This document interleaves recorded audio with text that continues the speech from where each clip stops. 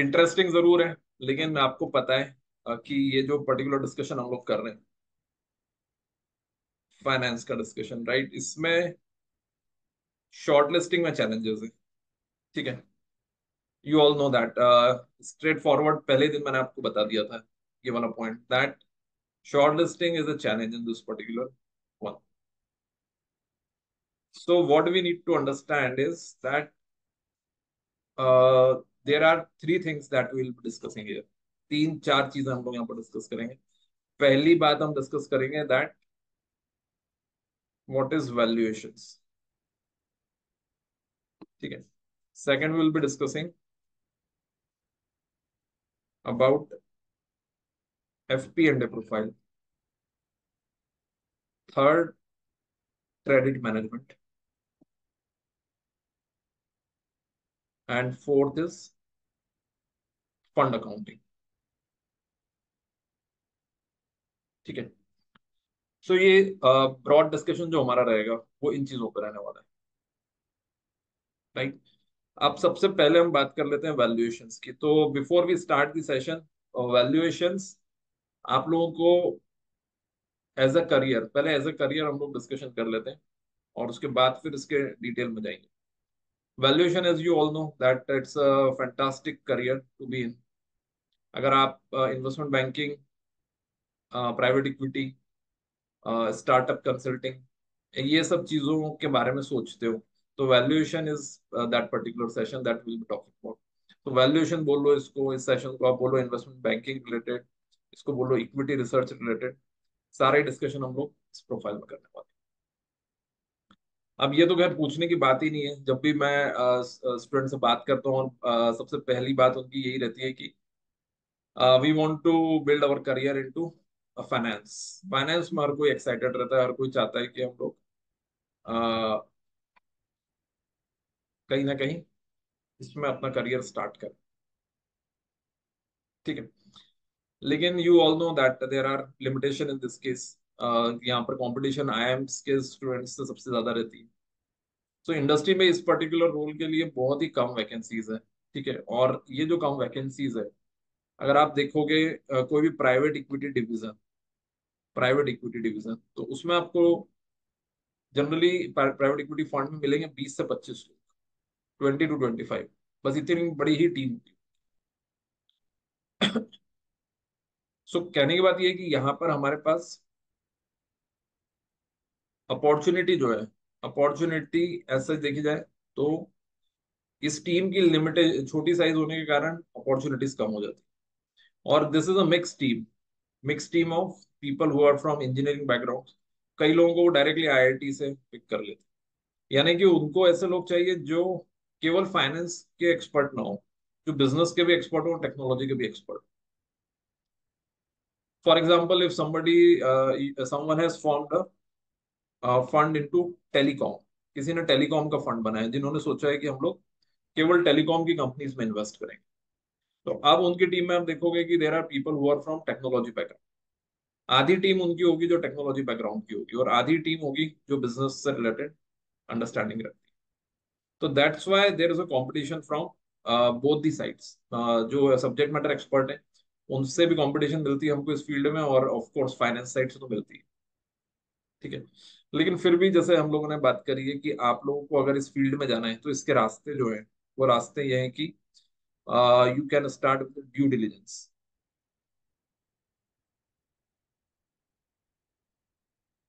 Due diligence एक रास्ता है जिसके बाद आप वैल्यूएशन में जा सकते हो, और वैल्यूएशन के बाद से आप इन्वेस्टमेंट बैंकिंग में जा सकते हो. ये एक इजी रास्ता है. ठीक है. Now do you know about due diligence? Due diligence जो प्रोफाइल होती है, किसी को पता है क्या होती है एफडीडी प्रोफाइल? सर इस प्रोफाइल में हम बिजनेस के को एक बार चेक करते हैं, ऑडिट जैसे, ऑडिट से भी डेप्थ में जा करके, और उसके बाद उस पर हम इन्वेस्टमेंट डिसीजन लेते हैं। Very good. इन्वेस्टमेंट डिसीजन तक तो हम नहीं जाते. हम बेसिकली ये बता देते हैं कि कुछ प्रॉब्लम है या नहीं प्रॉब्लम. ठीक है. बहुत ही सिंपल वे में अगर इसको समझा जाए, तो इसको सिंपल वे में अगर आपको समझना हो तो समझ लो कि, फॉर एग्जाम्पल, एक शादी है, राइट? तो लड़के वाले लड़की वाले, राइट? लड़का लड़की दोनों अरेंज मैरिज के हिसाब से मिले हैं, ठीक है। और लड़का बोल रहा है कि like I have done chartered accountancy, right? उसने बोला आई एम सी है, ठीक है। अब लड़की वालों को ये कंफर्म करना है कि यस ये सी है या नहीं, ठीक है। तो उन्होंने क्या करा, डिग्री मांग ली उनसे, या फैक्ट फिर चेक। और क्या तरीके हो सकते हैं, जो भी तरीके हैं, राइट? उन तरीकों से उन्होंने ये चेक कर लिया कि ये सी है। और इसके अलावा भी फिर उनको लगा कि यस हमको और भी कुछ चीजें चेक करनी है, बाकी भी इनकी जो हरकतें हैं वो बराबर है या नहीं है, राइट? तो फिर दोस्तों से जाके पूछा और भी जो ड्यू डिलिजेंस कर सकते हैं, राइट, उस हिसाब से। सो ये बिल्कुल वैसा ही है। आप अगर ड्यू डिलिजेंस देखते हो और अगर आप ये एग्जांपल देखते हो तो लगभग लगभग आपको मिलेगा कि लगभग चीजें एक जैसी। You are just checking everything is fine, जो भी क्लेम कर रहे हैं वो बराबर है क्या। तो ड्यू डिलिजेंस जो हम बात कर रहे हैं, ये हम बात कर रहे हैं फाइनेंशियल ड्यू डिलिजेंस। हमारा काम इसमें फाइनेंशियल ड्यू डिलिजेंस। पूरा ड्यू डिलिजेंस तो हम कर नहीं सकते क्योंकि उसमें टेक्नोलॉजी भी है, उसमें लीगल कंप्लायंस भी है, उसमें बेसिकली HR डिपार्टमेंट का भी comply, everything that you are claiming that is there. Vodafone और आइडिया, राइट, इन्होंने जब कंपनी मर्ज की थी, तो वोडाफोन ने बोला था हमारे पास इतने सब्सक्राइबर्स है, इतने टॉवर्स है, इतनी रेवेन्यू है, इतने एम्प्लॉयज हैं। ये सब बातें जो इन्वेस्टमेंट बैंकर है उन्होंने चेक करी।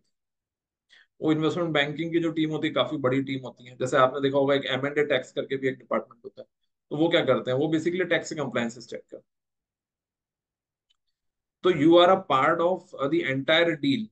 आप उसमें ये काम, क्या काम कर रहे हो, छोटा सा काम कर रहे हो, दैट इज ड्यू डिलिजेंस। समझ गए आप लोग? लेकिन क्योंकि आप उस टीम में रहते हो, धीरे धीरे आपका एक्सपीरियंस बढ़ता जाता है और उसी टीम में आप ग्रो करने लग जाते हो, ठीक है। इसलिए बोलते हैं कि FTD में अगर आपने एंट्री ले ली है तो कहीं ना कहीं हम उस टीम में आ जाते हैं, उस स्फेयर में आ जाते हैं जिस स्फेयर में आपको वो लोग मिलते हैं। और कहीं ना कहीं हमारी ग्रोथ वहां से स्टार्ट हो जाती है टूवर्ड्स वैल्यूएशन एंड इन्वेस्टमेंट। दूसरा रास्ता ये है कि हम लोग डायरेक्टली किसी छोटी फर्म को ज्वाइन कर लें जो वैल्यूएशंस का काम करती है। बहुत सारी कंपनीज हैं जिनके बजट ज्यादा नहीं होते हैं, तो ऐसा नहीं है कि वो हार्वर्ड यूनिवर्सिटी से ही लोगों को हायर कर रहे हैं। क्योंकि हार्वर्ड से कोई आएगा तो वो तो डेफिनेटली पहले ही स्टार्टिंग सैलरी 50 लाख 1 करोड़ मांगेंगे। कोई IIM अहमदाबाद से आएंगे तो उनकी सैलरी वो कम से कम 30 लाख 35 लाख 40 लाख एक्सपेक्ट करेंगे।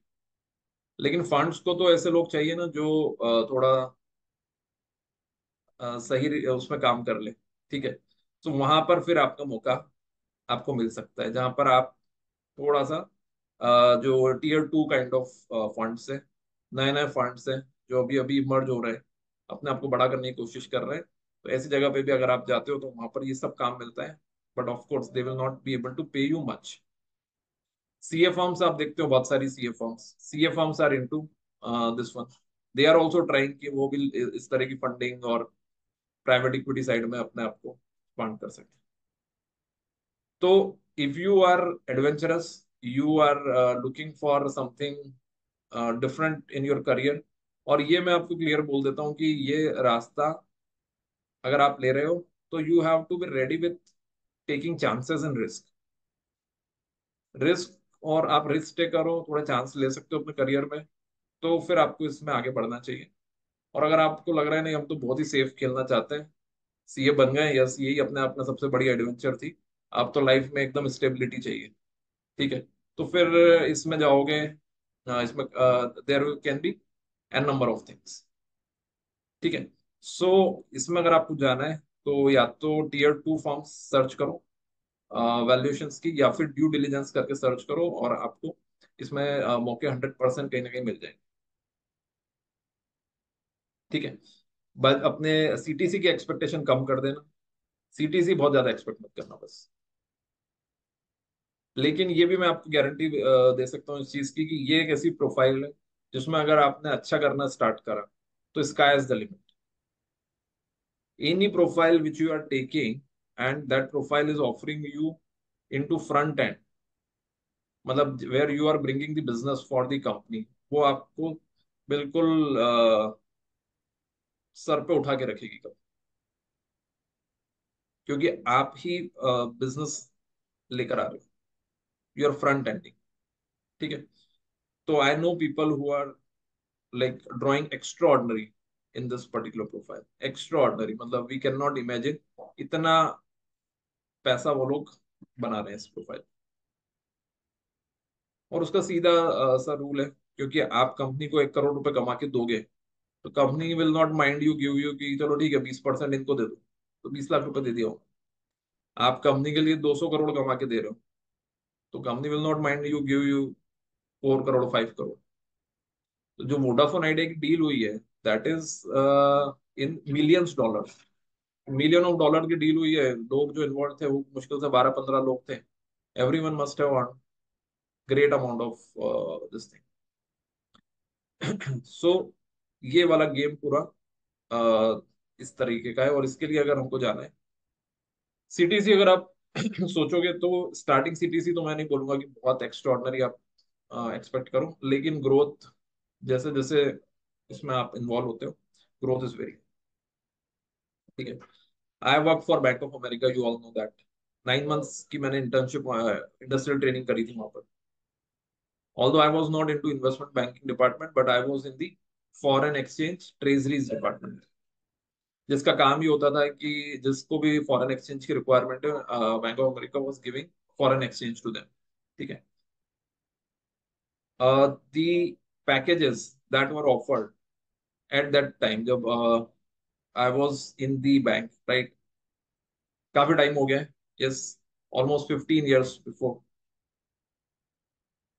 सो उस टाइम पे अगर आप पैकेजेस देखोगे तो बेसिक आप लोगों की क्यूरियोसिटी रहती है पैकेजेस को लेके, इसलिए एक इंसिडेंट शेयर कर देता हूँ आप लोगों के साथ।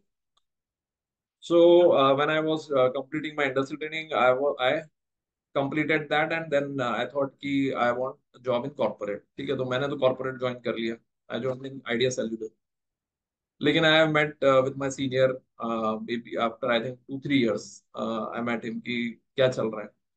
So बातचीत हुई और आपको पता ही है कि एक चीज जो दिमाग क्वेश्चन हमेशा दिमाग में होता है वही होता है कि इनकी सैलरी कितनी होगी, ठीक है।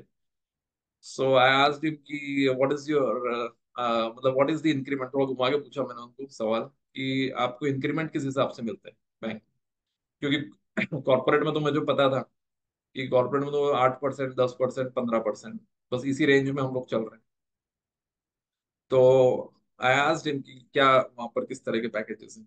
तो ही टोल्ड मी कि like he started at 12 lakhs and he got confirmed at 21 lakhs। जैसे हम लोग कंफर्म होते हैं ना कि लाइक जैसे मैं, मेरा स्टार्टिंग पैकेज था 6 लाख और मैं कंफर्म हुआ था 7.5 लाख। आप भी जैसे ज्वाइन कर रहे हो 9 lakh, 10 lakh, 11, 12, what ever, 6 month से 1 साल का जो प्रोबेशन कंप्लीट होता है उसके बाद दे कंफर्म, वो कंफर्म के टाइम वो बढ़ा देते हैं। तो उनका जो बढ़ा वो बन गया 12 का 21, और 21 के बाद from mid office to front office ही स्विच्ड, सो 21 से सीधा उनका हो गया 40 lakhs। और 40 lakhs के बाद with in that particular front office his desk got changed. So from that 42 he switched to 70 lakhs. तो 4 साल में ही मूव फ्रॉम 12 to 70। कहने की बात सिंपल सी ये है कि इसमें लिमिट नहीं है, इसमें how you perform. Definitely he was extraordinary performer. ऐसा नहीं है कि हर एक के साथ ये ग्रोथ कर्व रहता है, लेकिन इस तरह की प्रोफाइल में इस तरह की ग्रोथ हो सकती है, ये बात है। Same goes for stock market also. Stock market में भी यही है, लाखों करोड़ों का टर्नओवर होता है। अगर आपने वो आर्ट डेवलप कर लिया और आप कंपनी के लिए पैसा ला सकते हो, बना सकते हो, तो कंपनी आपको क्यों नहीं देगी। Are you getting my point?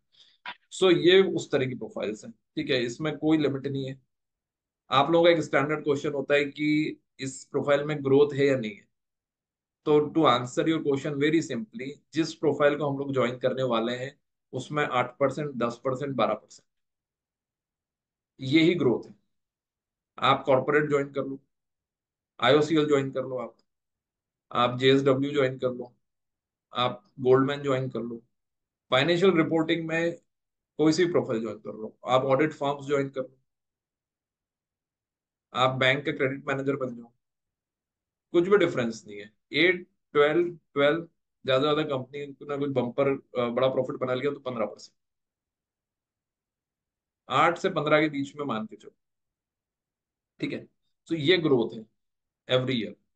इसलिए आपको अगर दिमाग में कभी भी क्वेश्चन आए कि इस प्रोफाइल में ग्रोथ है या नहीं है, तो give yourself this answer that it is between 8 to 15%। Is it clear to you? तो ये बात आप लोगों को मेरे ख्याल से क्लियर ही है। लेकिन एट द सेम टाइम, जब भी हम अपने आप को दूसरे से कंपेयर करते हैं, ठीक है, तो हमको थोड़ा खराब ही लगता है। और वो भी जब हम अपने आप को ऊपर किसी से कंपेयर करते हैं, तो लगता है कि यार ये तो सही लाइफ जी रहे हैं यार, हम क्या कर रहे हैं। ठीक है, लेकिन जब भी ऐसा लगे तो फिर एक काम करा करो, अपने से जो पीछे है उनको देख लिया करो। ठीक है, तो फिर थोड़ा अच्छा फील गुड आ जाएगा। तो at the same time I can tell you, people who are from top 50, after top 50 colleges, India के 20 भी छोड़ 50 भी छोड़ दो, 30 कॉलेज, एमबीए के 30 कॉलेज के बाद अगर आप आ जाओगे, तो they are struggling to get even 5 lakh of job in core finance. उनको 5 लाख का भी ठीक ठाक जॉब नहीं मिल रहा है टू स्टार्ट देयर करियर। मैं आपको ऐसे ढेर एग्जांपल दे सकता हूँ। Every year I deal with almost 200 MBA finance students. तो उनका अगर मैं आपको बताऊंगा तो बहुत स्ट्रगलिंग लाइफ है। तो उस एंगल से वो आप लोगों को देखते हैं कि यार इनके लिए सही है। अभी सीए बने 1 महीने में इनको इतना बड़ा जॉब मिल रहा है, और एक एक के पास दो दो ऑफर्स हैं। So grass is always greener, right? इसलिए आप लोग उस एंगल से मत सोचो। लेकिन क्योंकि ये एक प्रोफाइल है जिसके बारे में स्टूडेंट्स के हमेशा क्वेश्चन होते हैं, तो you have to take a decision. और वो डिसीजन यही है कि if you are really keen, go off campus, compromise little bit on the CTC, and get into this particular। इस जोन में आ जाओगे तो फिर आपको लोग भी उस कांटेक्ट में आएंगे। ठीक है ना? तो इसमें ऐसा मत सोचो कि अगर मैंने जॉब ज्वाइन कर लिया 8 लाख पे, तो फिर अगले साल क्या होगा। अगले साल क्या होगा किसी को भी नहीं पता है। मुझे भी नहीं पता है कि क्या होगा आगे। लेकिन अगर आप रिस्क टेकर हो, तो you need to take that risk. Higher the risk, higher the return. आपने वो जॉब ज्वाइन करा, आप डेफिनेटली 10 ऐसे लोगों के कांटेक्ट में आओगे जो आईबी टीम में काम कर रहे हैं किसी ना किसी तरीके से। आपने अगर परफॉर्मेंस दिया, दे विल हायर यू। मुझे थोड़ी पता था कि I will go to Malaysia,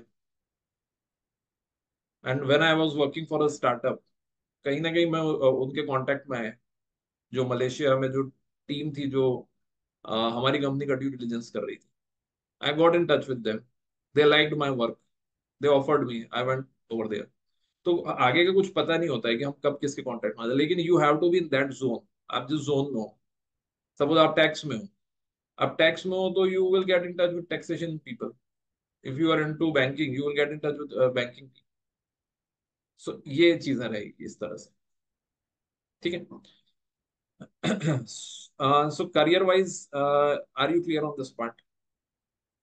किसी का कोई क्वेश्चन है वैल्यूएशन को लेकर?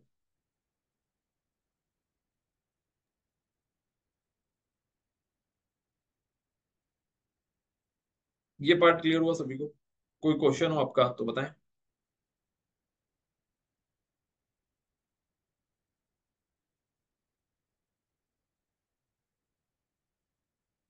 ओके, कोई फाइनेंस का एक्सपीरियंस नहीं है, कोई प्रॉब्लम नहीं है। बीइंग अ फ्रेशर, अगर आपके पास कोई एक्सपीरियंस नहीं है, कोई दिक्कत नहीं है। ठीक है, they will consider fresher as a fresher only. ठीक है, इंटरव्यू में कुछ क्वेश्चन जरूर पूछते हैं वो, उनको हम लोग आज डिस्कस कर लेंगे, तो आपको वो दिक्कत नहीं आएगी।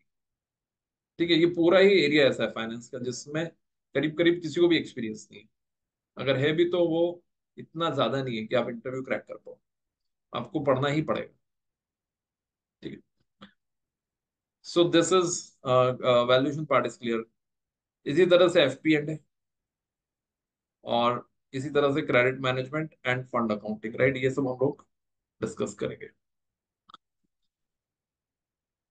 अब जहां तक ये तीनों प्रोफाइल का सवाल है, जैसे जैसे हम लोग आगे बढ़ेंगे सेशन में, I will talk about these profile also, कि ये मिलती है या नहीं मिलती है, और इसके अंदर किस तरह का फ्यूचर रहता है। ठीक है, सो आज हम लोग स्टार्ट जो कर रहे हैं वो हम स्टार्ट कर रहे हैं वैल्यूएशन से। ठीक है, अब आप बोलोगे कि जब ये प्रोफाइल मिल ही नहीं रही है तो फिर पढ़ के फायदा क्या है? तो देखो, दो बातें हैं, आप में से कुछ लोग शायद इसको ट्राई करें, और दूसरा ये हो सकता है कि आप ट्राई ना भी करो, कंपनी का इंटरव्यू ऐसा हो जिसमें वो वैल्यूएशन के बारे में पूछे। यू नेवर नो, हो सकता है कि आप किसी स्टार्टअप में जो स्टार्टअप आपसे पूछे। एक स्टूडेंट ने जब स्विगी ने यहाँ पर हायरिंग करी थी, कैंपस हायरिंग कैंपस में, तो स्विगी में उन्होंने सारे क्वेश्चन वैल्यूएशन से रिलेटेड पूछे। थोड़ा टाइम पहले नायका ने पार्टिसिपेट करा था, उसमें भी इस तरह के क्वेश्चन आए थे। तो if company is in that particular zone, they may ask this question. इसलिए you should have a basic understanding of valuation. दूसरा, अपने जनरल नॉलेज के हिसाब से, अभी जो टाइम चल रहा है, वो टाइम आपको पता ही है, स्टार्टअप्स का टाइम चल रहा है। सो हम लोग उससे कट ऑफ नहीं हो सकते हैं कि स्टार्टअप में कुछ अलग चीजें चल रही है और हमको पता ही नहीं कि उसमें चल क्या रहा है। We should be updated with that. So it's a very very important topic to have good understanding, right? चलें, सो क्या क्वेश्चन था?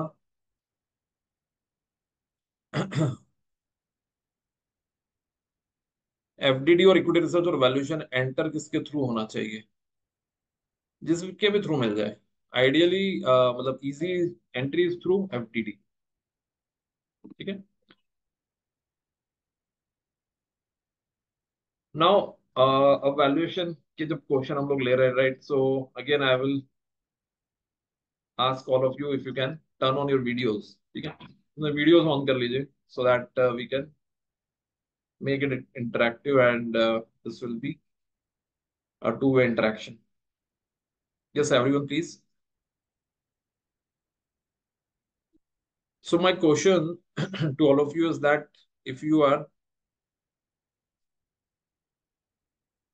if you have a, let's say, a car in front of your house, ठीक है, आपके घर के सामने एक कार रखी हुई है, ठीक है, और उस कार की जो ऑनर है, उस ऑनर को आपने पूछा कि ये कितने की कार है, तो उन्होंने बताया कि इसकी बुक वैल्यू जो है वो है 4 लाख, और आपने देखा कि उसकी जो मार्केट वैल्यू है वो है 5 लाख।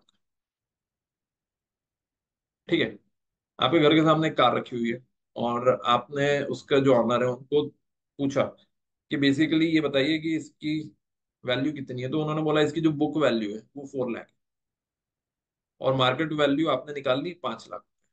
ठीक है, अब मेरा सवाल आपसे ये है कि आप एक रेंटल कार का बिजनेस चालू करने वाले हो, ठीक है, so how much amount you are ready to pay to buy this car?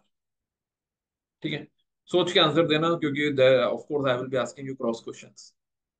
ठीक है, तो जल्दीबाजी मत करिए, सारे क्वेश्चन को ऐसा लोगे I has been asked in interview. Develop your thought process, prepare reasoning, think what could be the cross question अगर मैंने ये आंसर दिया तो।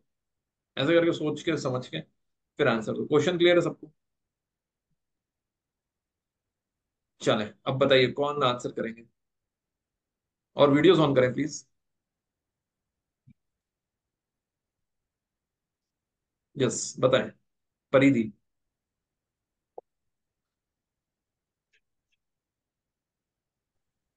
So we will definitely try for 4 lakh, but the person, the seller would not be agreeing to this.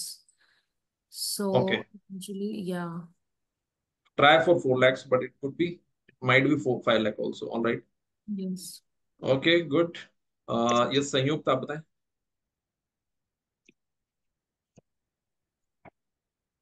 Sir, according to they will give only 5 lakh. They will sold that car only for 5 lakh because it is a market value and which is already the person is getting that much amount for that car. All right, all right. Okay, Ankesh. Sir, we can calculate fair value also on the basis of estimated free cash flows in future. We can discount it and then compare to the market value so that we can negotiate. All right, okay, एक last answer और ले लेते हैं। Yes, अपने end पे बताएं, yes would like to answer this someone.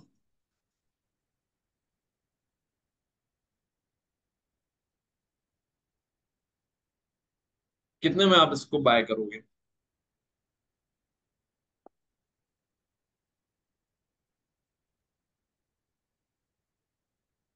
बताइए yes.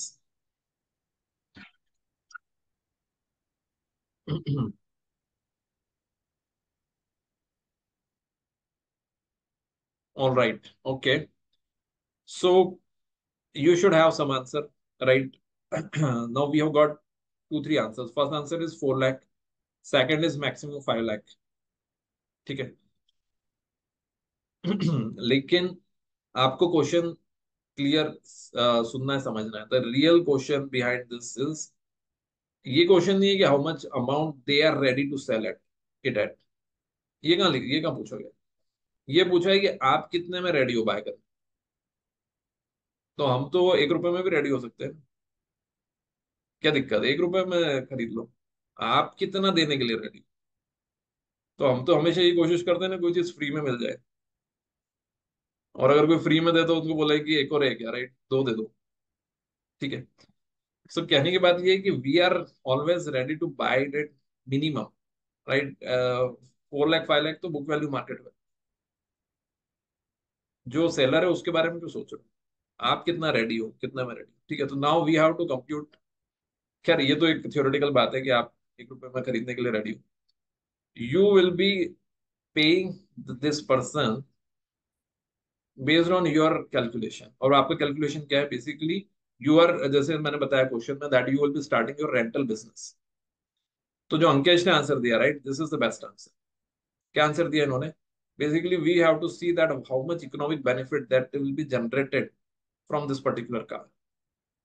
अगर आपको लग रहा है कि ये कार की वैल्यू 3 साल है, Y1 Y2 Y3, राइट, हर साल ये 5-5 लाख जनरेट करेगी, मिलाकर होगा 15 लाख।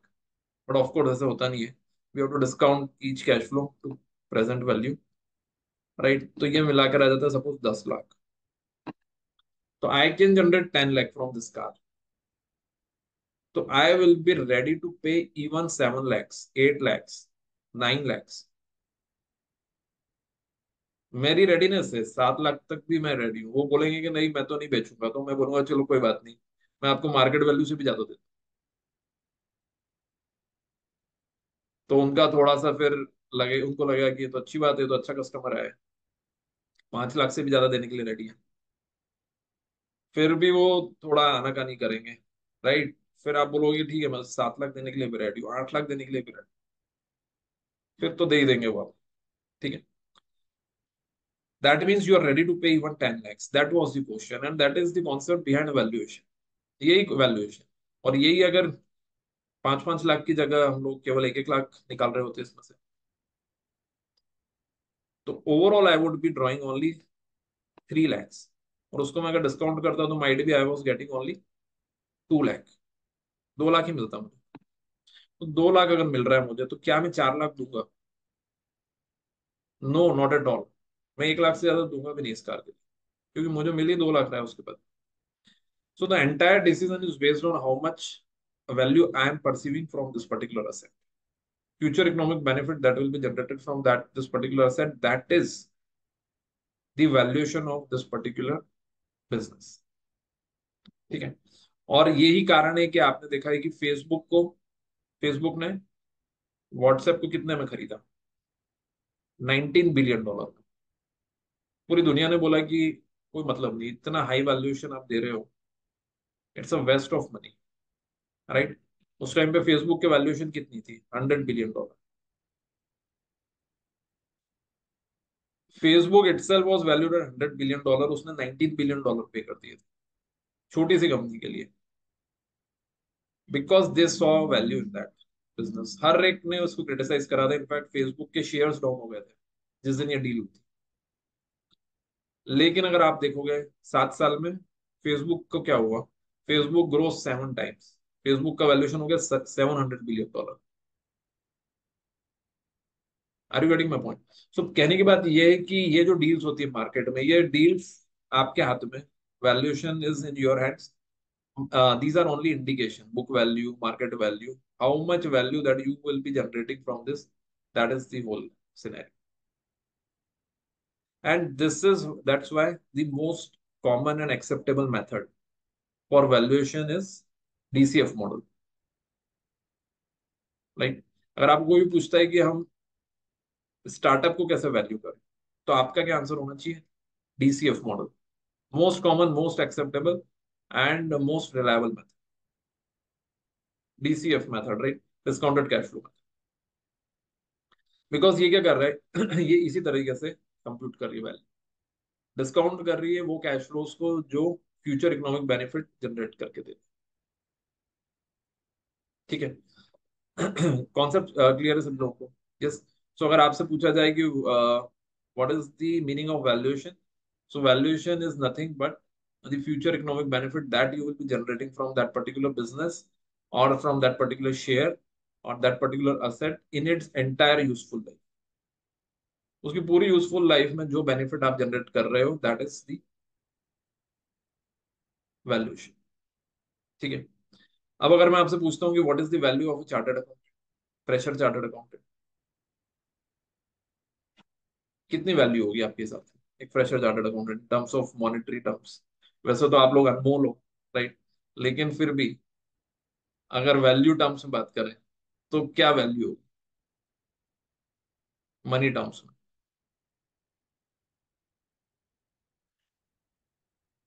बताएं.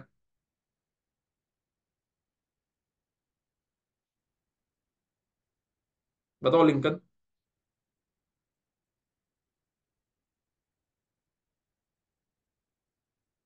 सर जो भी हमारा सीटीसी होगा उसमें 10% की ग्रोथ जोड़ के डिस्काउंटेड कैश फ्लो मेथड वो हमारी वैल्यू है।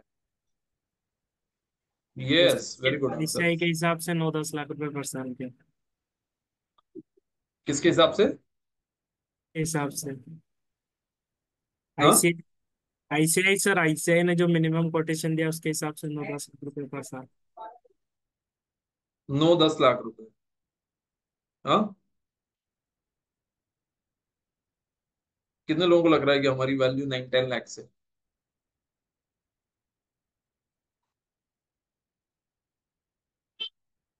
बताइए. तो मनुष्य जीवन अनमोल है। 9-10 लाख रुपए नहीं, बिल्कुल भी नहीं. क्योंकि आप क्या कर रहे हो, आप एक ही साल की वैल्यू ले रहे हो. ठीक है, मैंने क्या बोला आपको? Future economic benefit generated from a particular asset in its entire useful life, right. तो आपने एक साल का पैकेज लिया 9-10 लैक्स, आपको उसको 10-10%, 20-20% जो भी ग्रोथ रहेगी उससे उसको बढ़ाना है. ठीक है. उसके बाद जितने आप खर्चे करने वाले हो खर्चे माइनस करोगे, उसके बाद जो बचेगा उसको डिस्काउंट करके निकालोगे वो वैल्यू. लेकिन चिंता मत करो, वो भी वैल्यू आप देखोगे तो करोड़ों में आएगी. तो आपकी वैल्यू लाखों में नहीं है, करोड़ों में. ठीक है. तो कोई भी अगर आपको पूछता है तो यही बोलोगे, my value is in $1 million, right. तो जैसी डिग्री आपके हाथ में आई है, yes, you are $1 million having worth. Now यही कॉन्सेप्ट अगर आप कंपनी पे लगाते हो, ठीक है, जो कॉन्सेप्ट आप यहाँ पे लगा रहे हो, तो कंपनी का वैल्यूएशन कैसे होता है?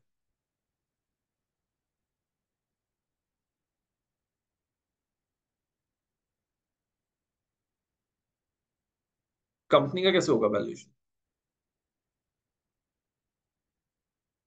कंपनी का वैल्यूएशन अगर हम DCF मॉडल से कर रहे हैं तो यहाँ तो आपने CTC को कर लिया डिस्काउंट. ठीक है. कंपनी के केस में किस चीज को डिस्काउंट करोगे? तो प्रॉफिट्स या cash flows.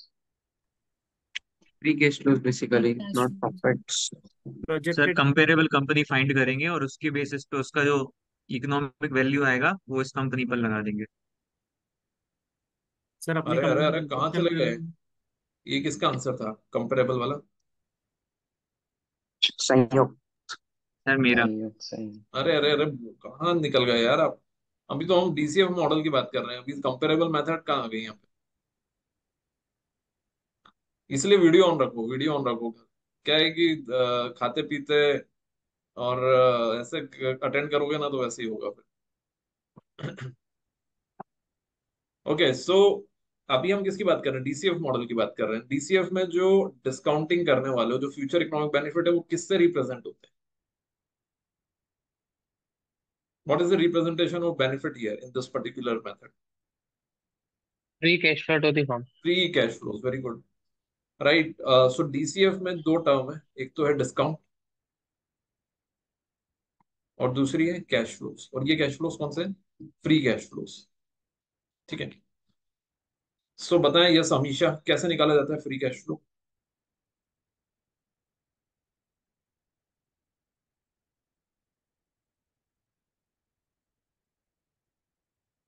How do you compute free cash flows?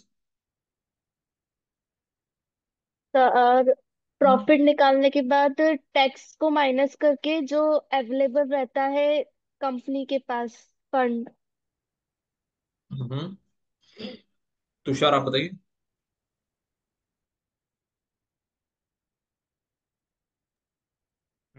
जो जो नेट प्रॉफिट आता है उसमें से टैक्सेस वगैरह डेप्रिसिएशन माइनस करने के बाद में जो टैक्स का अमाउंट निकलता है वो, प्लस डेप्रिसिएशन माइनस जो अपना कैपिटल चार्ज पहले लगता है जो डेप्रिसिएशन अपने को। माइनस करेंगे फिर ऐड कर देंगे। हाँ, पहले माइनस बताओ करेंगे वर्किंग फिर कीजिए। टैक्स कैलकुलेट रुको करेंगे। रुको, धीरे धीरे धीरे धीरे फॉर्मूला बताओ। वो earning before interest depreciation taxes, earning EBIT. Before EBIT. हाँ, ईबीआईटी नेट, इसमें इंटरेस्ट माइनस होगा, डेप्रिसिएशन माइनस होगा, ठीक है। एंड देन जो निकलेगा उस पर टैक्स कैलकुलेट करेंगे।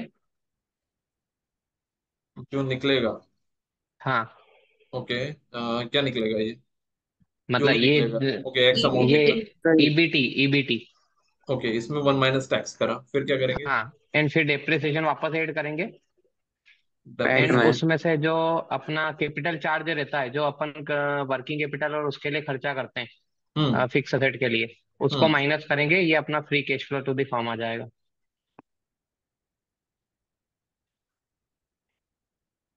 ऑल राइट, ओके नाइस, ठीक है। तो इसको शॉर्ट में कर लेते हैं, ठीक है। इन्होंने एकदम प्रॉपर प्रॉपर कैलकुलेशन बताया, ठीक है। उतना सर प्रॉपर कैलकुलेशन में क्या हेलो। होगा, एक मिनट, उतने इतने प्रॉपर कैलकुलेशन में इंटरव्यूअर कंफ्यूज हो जाएंगे, ठीक है। सो उतना डिटेल में मत जाओ आप, ठीक है। Let's make it little bit simpler. तो सिंपलर में क्या है, बोलो कि we will take EBIT D है, ठीक है। जितना EBITDA। ईबीआईटी डी आएगा उसमें से हम क्या माइनस कर देंगे, टैक्स। और क्या माइनस कर देंगे, कैपेक्स। और क्या करेंगे, वर्किंग कैपिटल के जो भी चेंजेस हैं उसको एडजस्टमेंट कर देंगे। अगर प्लस है तो प्लस, और अगर माइनस है तो माइनस, अकॉर्डिंग टू दैट, ठीक है। अब इसका लॉजिक क्या है, लॉजिक पे आ जाते हैं, कि हम ऐसा क्यों कर रहे हैं, ठीक है। सो बताइए प्रहलाद कि इबिडा में से हम इबिडा से क्यों स्टार्ट कर रहे हैं? तो क्योंकि इसमें टैक्स और डेप्रिसिएशन का इफेक्ट नहीं दिया हुआ है, तो इस वहां से शुरू करते हैं। फिर डेप्रिसिएशन क्यों नहीं बाकी करते माइनस किस में? इस कैलकुलेशन में? Why we are not tax reducing tax depreciation? का कंपोनेंट है ना, इसलिए। नहीं नहीं नहीं, माय सर क्वेश्चन मैं टू बताऊं? You is why we are not reducing depreciation from this calculation? Sir क्योंकि टैक्स की सेविंग हो रही है ना डेप्रिसिएशन के अमाउंट पर। डेप्रिसिएशन तो itself is a non business item, मतलब वो एक्चुअल नहीं है, वो सिर्फ एक प्रोविजन जैसा है, एक्चुअल ऑलराइट, बेसिकली कैश वो फ्लो कैश नहीं तो है। आई ना अपने पास। नॉन कैश आइटम है बेसिकली। हाँ वही, सिंपल आंसर इसका ये है कि it's a non cash item, वो वर्ड नहीं आ रहा था मुझे। ऑलराइट। सो सब लोग याद रखिए कि डेप्रिसिएशन हम क्यों माइनस नहीं कर रहे हैं, because it's non cash item, we are computing free cash flows, ठीक है। तो टैक्स तो इसलिए माइनस कर रहे हैं क्योंकि वो कैश आइटम है, तो इसलिए टैक्स माइनस हो रहा है। कैपेक्स भी क्लियर है आप लोग कि कैपेक्स भी माइनस कर रहे हैं। अब मेरे को ये बताओ कि वर्किंग कैपिटल क्यों माइनस कर रहे हैं? कौन बताएंगे? Why we are doing an adjustment of working capital? Sir ये सिर्फ इंक्रीमेंटल वर्किंग कैपिटल ही है ना हमारा, तो जो हमको फंड एक्सेस रिक्वायर्ड है that amount we have to reduce further. अभी इन्वेंट्री पिछले साल तो आरएम 500 करोड़ का लगता था, अभी 600 का लगेगा, तो 100 करोड़ इस बार कैश गया मेरा, तो I have to reduce that particular as well. Alright, और क्या आंसर है इसका? सर वो फ्री कैश फ्लोज नहीं है, उतना फंड ब्लॉक रहता है वर्किंग कैपिटल। ओके, और what else? Why are sir we adjusting? Additional fund लगेगा अपने को आगे आने वाले टाइम में बिजनेस करने के लिए, तो उसका लिए प्रोविजन है वर्किंग कैपिटल का। Other than capex revenue expenditure के लिए अपन रख सकते हैं इसको। ऑलराइट, सो एक और बात बताओ, हम लोग यहाँ पे कैश फ्लोज की बात कर रहे हैं, ठीक है, और कैश फ्लोज की बात कर रहे हैं, तो फिर ईबीआईटीडीए क्यों ले रहे हैं? ईबीआईटीडीए में तो नॉन कैश आइटम भी जुड़े हुए हैं। जब आप इबिडा ले रहे हो तो रेवेन्यू टोटल ले रहे हो इसमें दोनों है, कैश और क्रेडिट, नॉन कैश। दोनों सेल ली ना आपने यहाँ पर, तो क्रेडिट सेल क्यों ली जब आप कैश की बात कर रहे हो?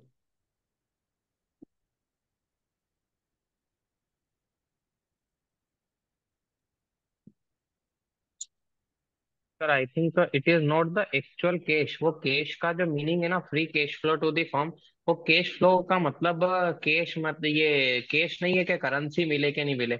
उसका ये होना चाहिए कि आपको बिजनेस मिल रहा है, आपको पैसा इसी कहीं ना कहीं से फ्यूचर में मिलेगा, चाहे वो डेटर से मिले, चाहे वो करंट में कैश से मिल जाता है। वो इसका चीज रहती है फ्री कैश फ्लो का मतलब। Receivable at the end of the day. आपको मिलना चाहिए इतना पैसा, उसके हिसाब से वैल्यूएशन होता है कंपनी का। ऑलराइट, ये डेफिनेशन आपने अभी जनरेट की है, मैं गारंटी से बोल सकता हूँ। हाँ ये एक्चुअल नहीं है, बस ये मन से बना के दी। सेल्फ जनरेटेड लगा लगा मुझे सो देखो, कहने की बात ये है कि रेवेन्यू में क्या है, कैश भी जुड़ा हुआ और क्रेडिट सेल भी जुड़ी हुई है, ठीक है, लेकिन निकालना हमको कैश फ्लोज है यहाँ पे। तो इस इफेक्ट को एलिमिनेट करने के लिए क्या करते हो आप? वर्किंग कैपिटल का एडजस्टमेंट करते हो, ठीक है। इबिडा में से जो वर्किंग कैपिटल का एडजस्टमेंट हो रहा है वो इसलिए हो रहा है ताकि आप सीधे उसमें से सारे आपने नॉन कैश आइटम निकाल दिए, क्योंकि एक एक आइटम तो आप निकाल नहीं पाओगे उसमें से। क्लियर है? सो ये ध्यान रखना है आपको, राइट। तो इसलिए EBITDA minus tax minus capex और वर्किंग कैपिटल का एडजस्टमेंट, ठीक है। सो ये नोट करके रखिएगा आप, अगर free cash flow to firm आपको पूछा जाता है, और obviously free cash flow to equity अगर पूछा जाए, तो आपको पता है उसमें से क्या माइनस करना है, क्या माइनस करना है। Free cash flow to equity में क्या माइनस करना है? प्रेफरेंस या डिविडेंड? सर इंटरेस्ट का बोरल्स। Component. Net interest, bonus. Interest, और अगर प्रेफरेंस शेयर्स भी हैं तो फिर उसका डिविडेंड। सो इंटरेस्ट बेसिकली, और माइनस होगा free cash flow to equity के लिए, ठीक है। और ये क्वेश्चन पूछा जाता है, right, please remember F C F F and F C F E, ये क्वेश्चन आते हैं। सर आपने डेप्रिसिएशन पे टैक्स बेनिफिट नहीं लिया है इस फॉर्मूले में? डेप्रिसिएशन टैक्स बेनिफिट इसलिए नहीं लिया क्योंकि मैंने एग्जैक्ट फॉर्मूला लिखा भी नहीं है, इंडिकेटिव फॉर्मूला लिखा है मैंने केवल, ठीक है। जिसमें मैंने ये बताया कि आपको ब्रॉडली कौन कौन से कंपोनेंट्स कंसीडर करने होते हैं, ओके ठीक है। सर। जब एग्जैक्ट कैलकुलेशन करोगे तो यस यू आर राइट कि उसमें हमको टैक्स बेनिफिट भी लेना पड़ेगा, तो जो स्टार्टिंग में तुषार ने बताया था वो फॉर्मूला ही लगाना, राइट। सो ये ध्यान रखिएगा, ये क्वेश्चन भी आया है, what is difference between cash flow and free cash flow. तो आपको यही आंसर करना है, cash flow is basically all three activities of cash flow statement, operating, financing and investing, and free cash flow is basically this particular form, ठीक है। So DCF में हमने एक बात कर ली, DCF is basically cash flow जो है, ये तो क्लियर हो गया आपको। एफसीएफ सर सेकंड वो कॉम्प, एक सर वो जो आप वर्किंग कैपिटल का एक बार लॉजिक दे दीजिए ना, जो आप वर्किंग कैपिटल का नहीं पूछ रहे थे कि इसको हम क्यों माइनस करते हैं, तो उसका लॉजिक। उसका लॉजिक ये है कि ईबीआईटीडीए में कैश और नॉन कैश आइटम दोनों जुड़े हो, राइट। तो उसको एलिमिनेट करने के लिए, उस इम्पैक्ट। ओके, जो नॉन कैश आइटम है बेसिकली, मतलब जो क्रेडिट वाला जो आप बोल हाँ रहे थे। हाँ। Okay, thank you. ओके, सो अब आप लोग ये देखो कि जब हम लोग वैल्यूएशन करते हैं, कोई भी कंपनी का वैल्यूएशन आप जब करते हो, तो कैसे करते हो उसका वैल्यूएशन? जैसे सपोज मैं एक सिंपल क्वेश्चन आपको बोलता हूँ कि आज आपने एक सोचा कि मैं एक वाटर बॉटल का प्लांट स्टार्ट करना चाहता हूँ, वाटर बॉटल प्लांट। ठीक है, आपने सोचा कि अब सीए की पढ़ाई तो अब अच्छी कर ली है, सब समझ भी आ गया है, ठीक है, let's start a water bottle plant in Indore में स्टार्ट कर लेते हैं, या जो भी आपकी सिटी है। ठीक है, कोई भी आपकी सिटी के हिसाब से आप सोचो कि वहां पर आप एक पानी का प्लांट स्टार्ट करना चाहते हो, जिसमें आप 1-1 लीटर की बॉटल, वाटर बॉटल आप सेल करो। अब मेरा आपसे सबसे बेसिक सवाल ये है कि आप कितना एक दिन का, एक सिटी का वाटर कंजम्पशन कैसे निकालोगे? एक दिन का एक सिटी का वाटर कंजम्पशन कैसे निकालोगे आप? सर आपकी मैं हाँ बताइए। सर सबसे पहले सिटी की population, okay. Then average average one can say जो एवरेज कंजम्पशन होता है, ह्यूमन कंजम्पशन पर डे, कि वो कितना लीटर पानी उनको पीने में चाहिए। देन एवरेज कंजम्पशन, वो लोग कितना करते हैं वाटर का, कपड़े धोना, all all basic activities we have to do. तो इन दोनों का addition into multiply of population plus some excess water, so this is a kind of estimation we have to do. For example, 8 liter per day or 5 liter per day for a person, and approx 20 liters for other consumptions other than drinking. So 5 plus 20 is equals to 25. Or so, example, 20,000 is the population. So the required consumption of 5 lakh liters per day. So this is a kind of calculation one can do. All right. नहीं नहीं, what I asked is, ठीक है, मतलब good good answer. What I was asking is about, अगर आप कोई water bottle, drinking water bottle का consumption निकालते हो, बट ठीक है, पैटर्न अगर हम बात करते हैं, तो किसी भी सिटी का अगर आपको बोला जाए, और ये क्वेश्चन पूछा जा सकता है आपसे, ठीक है, काफी बारी सर आपने क्वेश्चन उसी आता है। में बताया था, किसमें बताया था?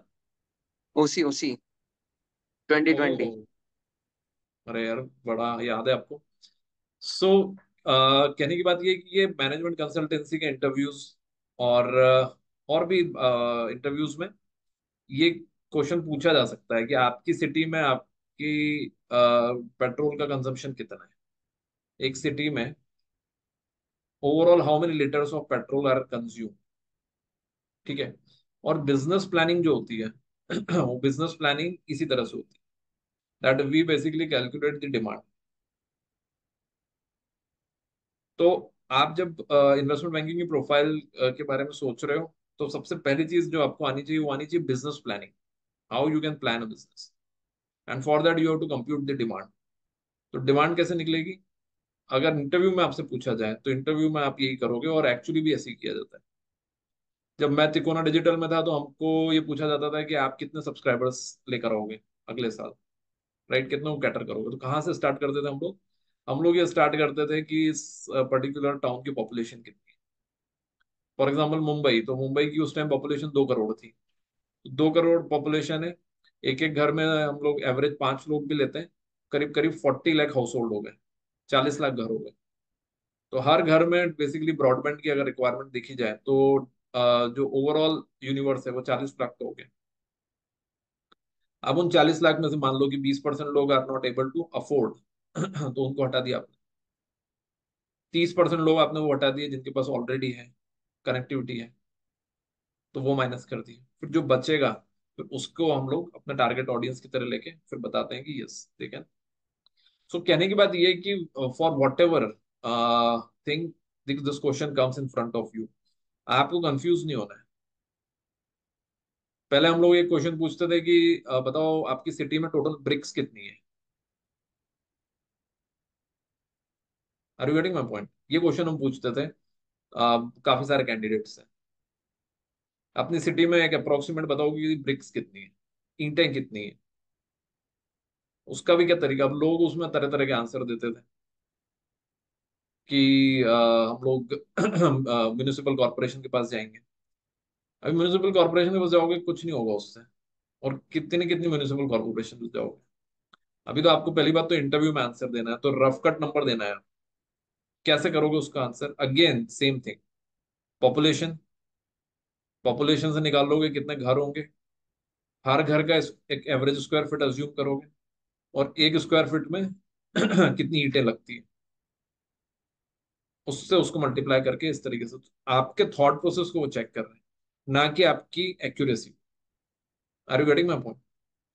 सो ये जो बिजनेस प्लानिंग की एक्सरसाइजेस हैं, वैल्यूएशन की एक्सरसाइजेस, उसमें बेसिकली ये एक बहुत कॉमन क्वेश्चन, तो अगर आपको पूछे तो please remember this particular. Clear है आप लोगों को? सो ये बिजनेस प्लानिंग इसी तरह से होती है। जैसे वाटर बॉटल प्लांट है, सबसे पहले आपने निकाल लिया कि क्वांटिटी, और क्वांटिटी आपने इसी तरह से निकाली, सो Y1 से लेकर Y10 तक। जनरली 10 साल का बिजनेस प्लान बन जाता है, बराबर है। सीए में रिपोर्ट कितने लोगों ने बनाई है? कैसे बनाते हो? रेवेन्यू कैसे प्रोजेक्ट करते सर ग्रोइंग हो? ट्रेंड, ग्रोथ ट्रेंड के हिसाब से। मतलब मतलब कि अगर इंडस्ट्री का ट्रेंड अगर 10% से रिवेन्यू ग्रो हो रहा है अपना, तो अपन अपना भी रिवेन्यू या तो 10 या उससे कम से थोड़ा बहुत कम से ग्रो करके अपन उसको प्रोजेक्ट कर सकते हैं। उसके हिसाब से खर्चों के भी अलग रेट रहेंगे, हर चीज के अलग रेट से ग्रो होगी हर चीजें। राइट। हो सकता है प्रॉफिट भी निकले तो लॉस भी निकल सकता है। तो बेसिकली जितने भी लोगों ने सीए में रिपोर्ट बनाई है, गारंटी के साथ बोल सकता हूँ 10 मिनट में रिपोर्ट बना दी है। सीधा आपने एक फिगर लिखा, पिछली बार में 10% जोड़ा, और ऐसा कैसा खींच दिया उसको एक्सेल, ठीक है, और उसी में आपने फिर एक्सपेंसेस माइनस कर दिए एक एक परसेंटेज लेके, और रिपोर्ट इज क्लोज्ड। लेकिन उसके नंबर्स अगर आप देखोगे तो आप देखोगे कहीं से कहीं तक उसका बिजनेस से कोई कनेक्शन, ठीक है। तो जो रियल बिजनेस प्लानिंग होती है इसी का, ये जो एमबीए ग्रेजुएट्स हैं इनको पैसा मिलता है। ये जो 30 लाख 40 लाख से जो स्टार्ट कर रहे हैं अपने करियर, वो यही काम करते हैं, दे डू मार्केट रिसर्च। वो they will get into each and everything. जैसे अभी हमने बात करी कि सिटी की पॉपुलेशन, तो सिटी की पॉपुलेशन हमने तो बोल दिया कि चलो 40 लाख ले लेते हैं, वो they will gate exact number, research report download करेंगे, कई जगह पेड रिसर्च रिपोर्ट होती है उसको खरीदेंगे, वहां से निकालेंगे वो number। क्योंकि एक एक नंबर पे वैल्यूएशन टिका हुआ है, वैल्यूएशन एक नंबर से भी बदल जाता है। फिर उसके बाद देखेंगे कि कितने लोग बिलो पॉवर्टी लाइन रह रहे हैं, फिर उसकी रिपोर्ट निकालेंगे। फिर देखेंगे कि उसमें से कितने लोग अफोर्ड कर सकते हैं, उसकी रिपोर्ट निकालेंगे। फिर कॉम्पिटिटर्स की रिपोर्ट निकालेंगे, ऐसे करके वो बहुत ज्यादा रिसर्च करके फिर इस नंबर पे आते हैं, ठीक है। तो this is the job of any investment banker and valuation analyst. Clear है आप लोगों को कि एक्चुअली वो करते क्या है, और डीसीएफ मॉडल ही बनाते हो। So we will do the projection for 10 years, right. Generally 10 साल या 15 साल, जो भी एक रीजनेबल टाइम पीरियड लग रहा है, उसके आप उसमें फिर आपने रेवेन्यू निकाल लिया, माइनस कर दिया ओपेक्स, ठीक है। ओपेक्स के भी ऐसे ही सारे प्रोजेक्शंस रहते हैं। जो भी बिजनेस लाइन है उसको समझना पड़ेगा आपको कि उस बिजनेस से रिलेटेड खर्चे क्या है, और इसीलिए आपको उस बिजनेस की अंडरस्टैंडिंग होनी चाहिए। आज मैं आपको बोलता हूँ कि एक फूड डिलीवरी बिजनेस में क्या क्या खर्चे होते हैं, तो हमको समझना पड़ेगा, और इसीलिए इस प्रोफाइल के लिए एमबीए को प्रिफर इसीलिए किया जाता है, because they know business also. ये उनको सब कुछ सिखाया जाता है, and we are more focus on finance on. Are you getting my point? So business understanding, like how that business runs, what are the expenses, what are the cost drivers, what are the revenue drivers, everything they have a clear cut understanding. So we have to calculate revenue minus opex, फिर ईबीआईटीडी आ गया, और उसके बाद आपने जैसे अभी free cash flow दिखा है, वो फ्री कैश फ्लो आ गया हमारे पास अगले 10 सालों का। लास्ट ईयर का क्या आ जाएगा रिमेनिंग ईयर्स के लिए? Terminal value. टर्मिनल वैल्यू कैसे निकाली जाती है, कैसे निकालते हैं टर्मिनल वैल्यू? सर सारी एसेट को बेच करके लाइबिलिटी को पे ऑफ करके जो नेट बचता है। अरे ये कौन सा फॉर्मूला है? सर जहां से ग्रोथ स्टेगनेंट हो जाती है या फिर अपन मेजर नहीं कर पाते, वहां उस ईयर पे टर्मिनल वैल्यू अपन एस्टिमेट कर देते हैं। राइट। तो जहां पे ग्रोथ स्टैग्नेंट होगी, 10 12 साल 15 साल में ग्रोथ स्टैग्नेंट होगी, आप क्या फॉर्मूला लगाओगे?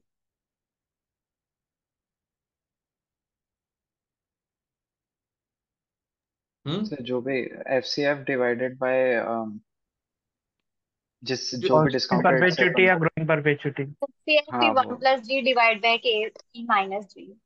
सर कांस्टेंट यस परपेचुइटी या डिस्काउंट। ग्रोइंग परपेचुइटी का जो भी कॉन्सेप्ट है उसको यूज करके अपन कर सकते हैं। Yes yes yes, very good. So basically जो भी 10th ईयर का फ्री कैश फ्लो है, ठीक है, इस 10th ईयर को फ्री कैश फ्लो को divide by R - G। R क्या है? Discounting rate. और जी क्या है? Growth rate. क्योंकि ग्रोथ रेट अब स्टैग्नेंट होगी, मतलब ये क्या हो गई होगी? 3%, 4%, 5%। और कॉस्ट ऑफ कैपिटल क्या है? ऑब्वियसली 10%, 12% ऐसी होगी। तो जब स्टैग्नेंट हो जाएगा तभी टर्मिनल वैल्यू का फॉर्मूला लगेगा, अदरवाइज टर्मिनल वैल्यू का फॉर्मूला ही नहीं लगेगा। अगर ग्रोथ रेट जो है वो ज्यादा है, और ज्यादा है इसका मतलब ये है कि हमने अभी तक आ, कम सालों के लिए हमने फिर मॉडल बनाया है। जब ग्रोथ रेट स्टेबल हो जाए उसके बाद आपको ये फॉर्मूला लगाना है। ठीक है, ये जितने भी फ्री कैश फ्लोज आए, इन फ्री कैश फ्लोज को क्या करा आपने? डिस्काउंट कर दिया and you get the valuation. बस that's that's a simple thing that we have to do. और यही चीज क्या होती है? यही चीज आपको फाइनेंशियल मॉडलिंग में सिखाई जाती है। फाइनेंशियल मॉडलिंग अगर आपने सुना हो या एक्सपीरियंस करा हो, तो यही चीजें सिखाई जाती है फाइनेंशियल मॉडलिंग। अब उसको टुकड़े टुकड़े में सिखाया जाता है। सबसे पहले सिखाया जाता है कि एक्सेल कैसे चलाते हैं, तो थोड़ा बहुत एक्सेल चलाना सिखा देते हैं। फिर बता देते हैं कि बिजनेस वैल्यूएशन, बिजनेस क्या होता है, तो बिजनेस में खर्चे कैसे होते हैं। जैसे अभी हमने वाटर वाटर प्लांट की बात करी, उसको और डिटेल में डिस्कस कर लेते हैं। और तीसरी बात होती है वैल्यूएशन कैसे निकाला जाता है, तो वैल्यूएशन के लिए ये जो DCF मॉडल है ये समझा देते हैं। बस इन तीनों कॉम्बिनेशन है फाइनेंशियल मॉडल। सो अगर आपको इस तरीके के रोल में जाना है तो ये सीखना पड़ेगा इतना पर्टिकुलर। और अगर कोई पर्टिकुलर कॉल आता भी है तो मेरा तो ये सजेशन है कि एक छोटा सा मॉडल भी आप एक्सेल में बना लो। Always gives you an edge. ठीक है। खैर अगर किसी को कॉल आता है वो तो फिर अलग ही बात है, हम लोग पूरा डिस्कशन करेंगे उसके ऊपर कि कॉल को कैसे करना है। So this up to this part everyone is clear? किसी को कोई डाउट हो तो बताएं।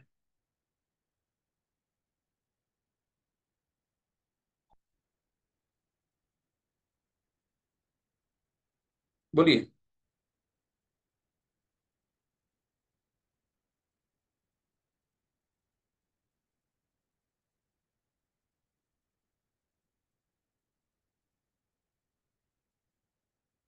Anything having any doubt? Anyone? Sir, आपने हम्म। जैसे बताया कि फर्म भी ज्वाइन कर सकते हैं अपन, कोई सी सीए फर्म जो ये हाँ हाँ, वैल्यूएशन का काम कर रही है। तो सीए को अलाउड थोड़ी ना होता है ये वैल्यूएशन और इक्विटी वगैरह का काम, प्रैक्टिसिंग सीए को? अलाउड नहीं होता है क्या? नहीं, मुझे जितना पता है अलाउड नहीं होता है, अब मैं तो पूछ रहा हूँ। अच्छा, वो पूछ रहे हो भाई आप? अपनी। अच्छा, मेरे को लगा आपने फुल स्टॉप लगा दिया। मेरे को ये नहीं नहीं नहीं पता आप नहीं। क्वेश्चन मार के हाँ, मैं तो पूछ रहा पूछ रहे हो तो अलाउड होता है। और नहीं भी होता अलाउड तो सीए के पास तो सारे रास्ते हैं ना। सीए तो यूं ही स्मार्ट है, सब पता है उनको, एक नई कंपनी बना लेंगे वो, जो मैनेजमेंट कंसल्टेंसी करती है। राइट, करते हैं लोग। अपनी फॉर्म अलग चलाते हैं, प्राइवेट लिमिटेड कंपनी अलग स्टार्ट कर देते हैं। ठीक है। तो कहने की बात ये है कि यस, उनके पास रहता है ये वाला वर्क। और बहुत सारे सीए आप देखोगे जिन्होंने अभी आईपीओ में हेल्प किए काफी कंपनीज को। मर्चेंट बैंकिंग में काम तो करते ही, प्राइवेट इक्विटी भी रेस करवाते ही हैं, डेट फंडिंग भी करवाते ही हैं, तो उसमें कोई प्रॉब्लम। कॉन्फ्लिक्ट ऑफ इंटरेस्ट नहीं होना चाहिए। आप जिस कंपनी को ऑडिट कर रहे हो उसी में आप ये सब चीजें करवाओगे, वो नहीं होना चाहिए बस। ठीक है। All right. सो ये क्वेश्चन सभी क्लियर है। अब इसमें जो लास्ट पार्ट है वो लास्ट पार्ट डिस्कस कर लेते हैं। Last part is that what is the discounting rate that you will be using. ठीक है। इसमें जो DCF में जो डी है वो क्या है? What is this D?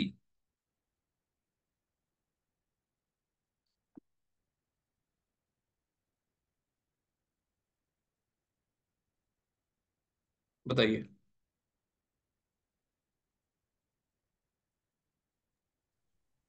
Sir, expectations.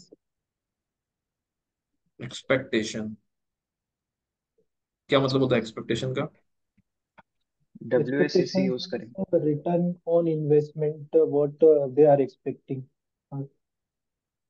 Very good. Basically the answer to this is simple, WACC। जो डिस्काउंटिंग रेट यूज किया जाता है to discount all these cash flows is WACC, weighted average cost of capital, जो कि कैसे compute किया जाता है? A combination of KD and KE। ठीक है, KD तो आपको पता ही है, जो भी interest rate into 1 minus tax. KE कैसे निकाला जाता है?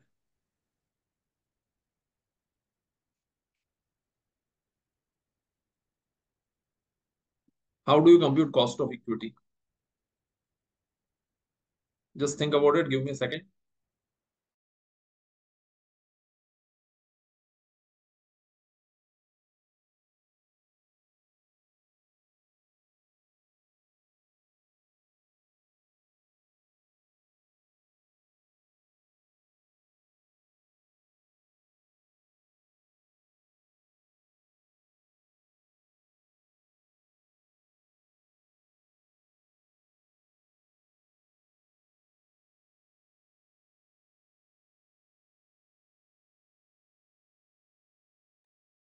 बताइए।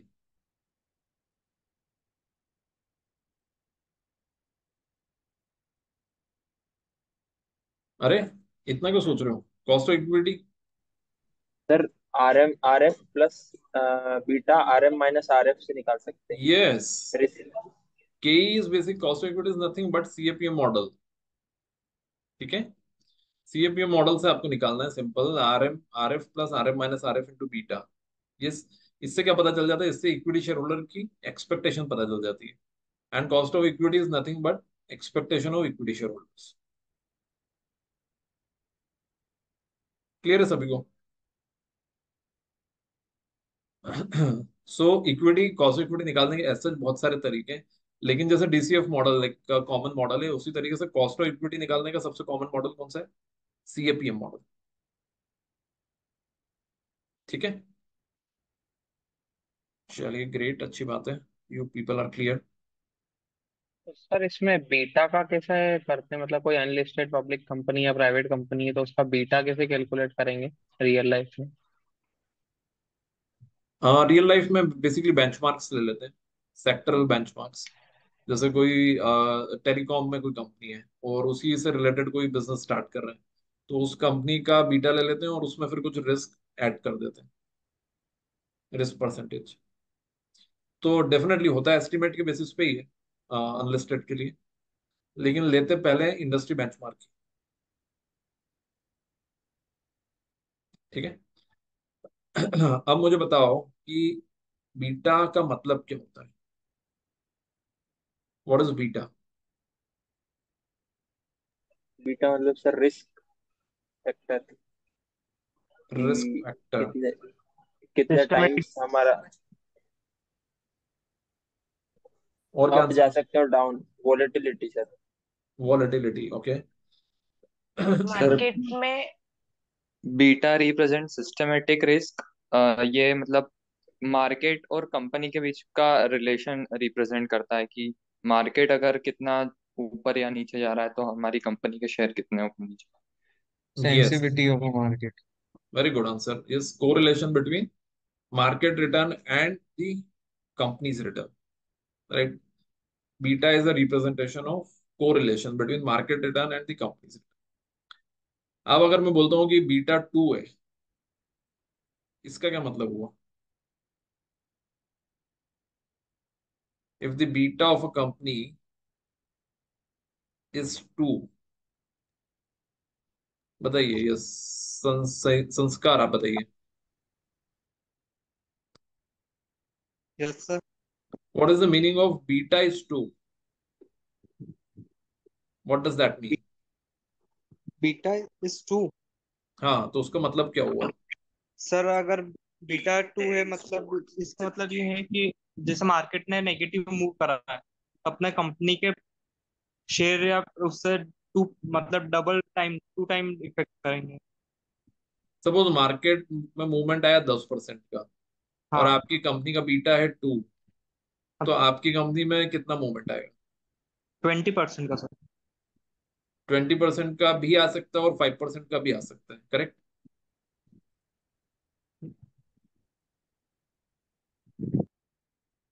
ये केवल 20% का आएगा।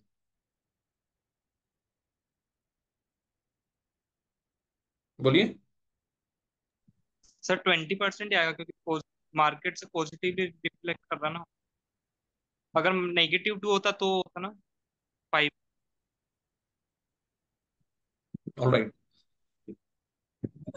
सो आप बताओ Minesh, if the beta, same question, 20% आएगा या 5% आएगा आंसर? सर 20% ही आएगा। 20% आएगा। 5% किस केस में आएगा? 5% इस केस में आएगा तो सर ये मतलब बीटा एक रिस्क मेजर तो होता है, लेकिन वो 100% एक्यूरेट नहीं हो सकता ना हर टाइम। मतलब अगर 10% मार्केट गिर रहा है तो 20% वो गिरेगा स्टॉक का प्राइस। ऑलराइट, ये ध्यान रखिएगा आप लोग, अगर बीटा 2 है तो कितना हो गया? 20%। राइट। मार्केट में मूवमेंट 20% का आएगा क्योंकि ये रिस्की एसेट है। लेकिन अगर बीटा 0.5 है तो फिर मूवमेंट कितना आएगा? 5%। 5% का मूवमेंट कब आएगा? जब बीटा 0.5 है। यानी कि ये बात समझ रहे हो आपकी, जैसे जैसे बीटा कम होता जा रहा है, रिस्क कम होती जा रही है, वॉलेटिलिटी कम होती जा रही है। मार्केट में 10% का मूवमेंट आया, आपके स्टॉक में केवल 5% का मूवमेंट आया। इसका मतलब ये है कि your stock is very very robust. Stock like Reliance, stock like L&T, stock like SBI, market में मूवमेंट आते रहते हैं। ये जो स्टॉक है ये अपनी जगह वैसे के वैसे ही दिखते हैं, इसमें मूवमेंट नहीं आता। ठीक है। और अगर ये -2 है तो क्या मतलब हुआ इसका? बीटा अगर -2 है तो क्या मतलब हुआ? Opposite in the opposite direction में मूव करेगा अपना शेयर।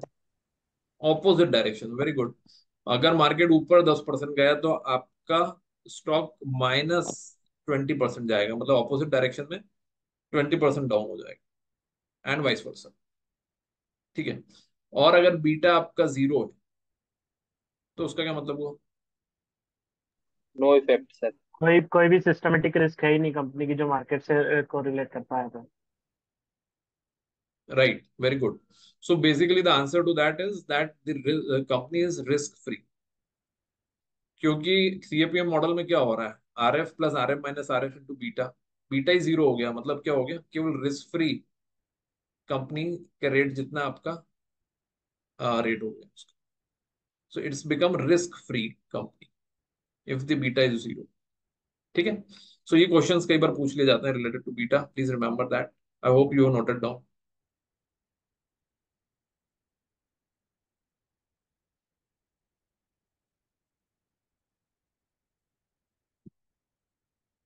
राइट। अब हम लोग आ जाते हैं एक फाइनल इसके डिस्कशन में, and that discussion is what are the other methods. ये मेथड तो पूरी क्लियर हो गई आपको, and to end. Discounted cash flow method, इसमें आपने कैश फ्लो भी समझ लिया, डिस्काउंट भी समझ लिया, डिस्काउंटिंग कैसे होती है ये भी आपको क्लियर है। ठीक है। अब आ जाते हैं हम लोग लास्ट इसके अंदर पार्ट पर, कि वैल्यूएशन की वेरियस मेथड्स क्या है। ये तो हमने एक मेथड पढ़ी है, डीसीएफ, वन मेथड। इसके अलावा और क्या मेथड होती है?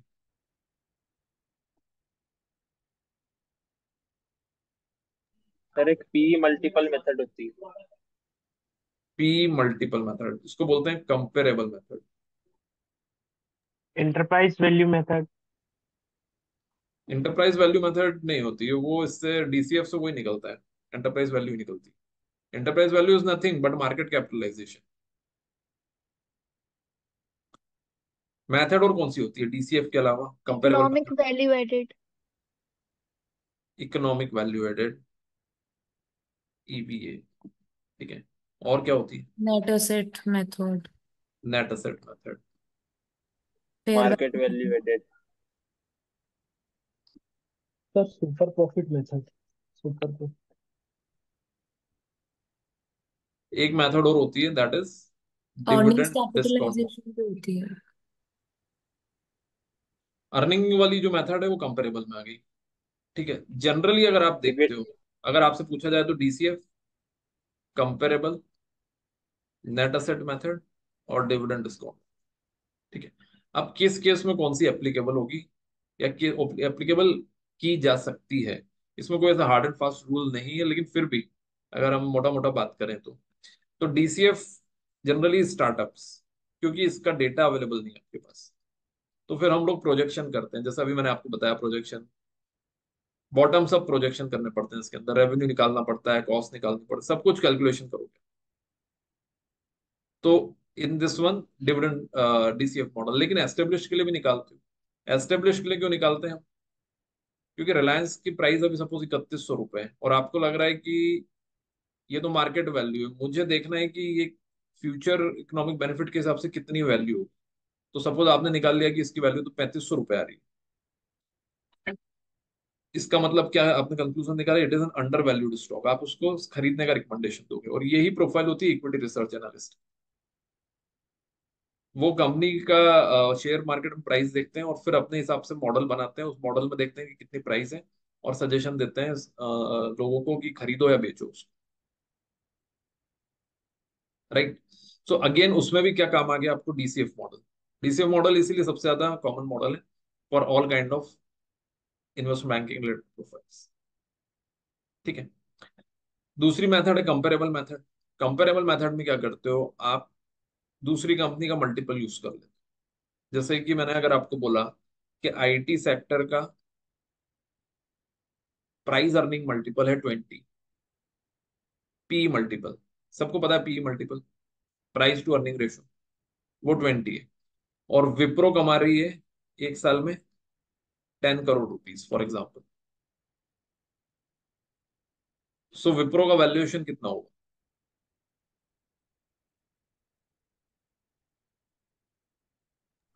200 करोड़। सर 200 करोड़। 200 करोड़, राइट। तो ये क्या है, ये कंपेरेबल है। आपने आईटी सेक्टर का जो पी है वो मल्टीपल अपनी अर्निंग्स पे लगा दिया। तो कंपेरेबल में हम क्या करते हैं कि हम दूसरी कंपनीज के जो मल्टीपल्स होते हैं उसको अपनी कंपनीज के किसी नंबर पे लगा के वैल्यूएशन निकाल देते हैं, दैट इज कंपेरेबल। तो रेवेन्यू मल्टीपल भी हो सकता है, EBITDA मल्टीपल भी हो सकता है, और सबसे कॉमन चलता है वो चलता है price earning, price earning ratio, ठीक है। थर्ड मेथड है नेट असेट मेथड। ये तो सबसे सीधी मेथड है, इसमें कुछ भी नहीं करना है, असेट माइनस लाइबिलिटी, मतलब बुक वैल्यू एक तरह से। जो हमने एग्जांपल लिया था कार वाला, उसमें 4 लाख रुपीज जो है वो बेसिकली बुक वैल्यू थी, वो नेट असेट मेथड। और जो लास्ट मेथड है that is dividend discount model. उसमें क्या करते हैं, जो कंपनी डिविडेंड देती है उन्हीं के लिए एप्लीकेबल डिविडेंड डिस्काउंट, राइट। क्या फॉर्मूला है इसका?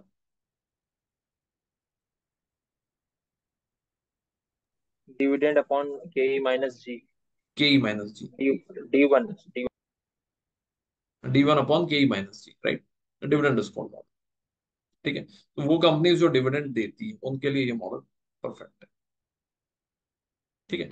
सो वैल्यूएशन से रिलेटेड ये डिस्कशन है, और this discussion might be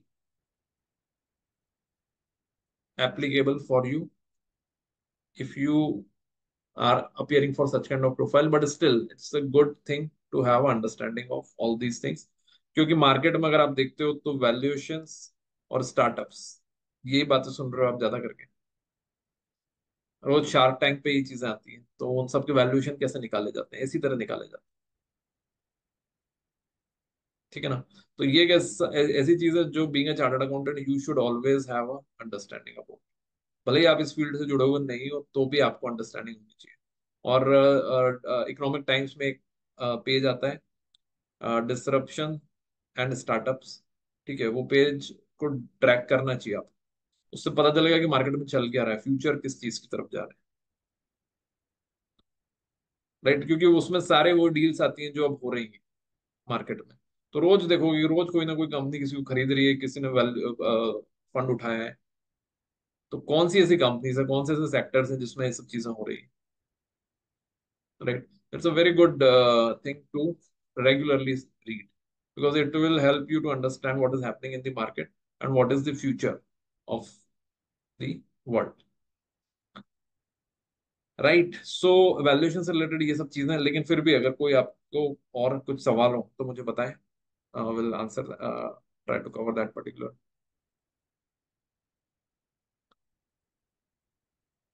any question?